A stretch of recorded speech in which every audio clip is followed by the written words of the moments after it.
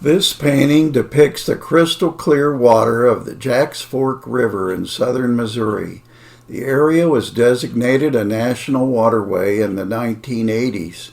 Some of the most beautiful country you would ever want to see. A friend of mine invited me to go on a float trip with him back in the late 1980s. It was around the 4th of July weekend, so we were slated to stop at his cousin's house in central Missouri before proceeding on to Jack's Fork. Eminence, Missouri is close by, as well as Alley Spring, which is where we put in at. We spent the night at his cousin's house and watched fireworks they had on hand. My friend told me a funny story about his cousin shooting off some flares they got while serving in the National Guard some years before. This is kind of ancient history, so I'm sure the statute of limitations has surely run out on that. Well, anyway, back to the story.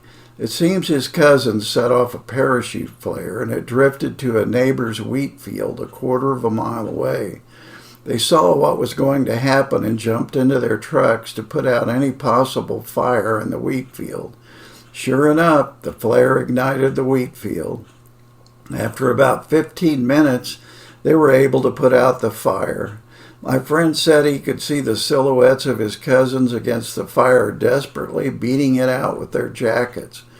After getting the fire out, they again fired off another parachute flare. You guessed it, more of the same. Our float trip was fairly uneventful except that it rained. I brought along extra clothes just in case, and some for my friend. We sheltered under the bridge at Eminence, Missouri after the rain, and it turned cool. Wet clothes made us shiver.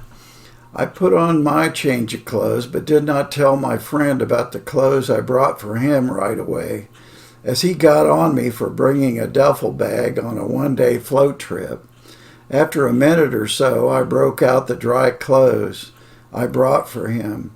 I also mentioned how glad I was I had brought along my duffel bag.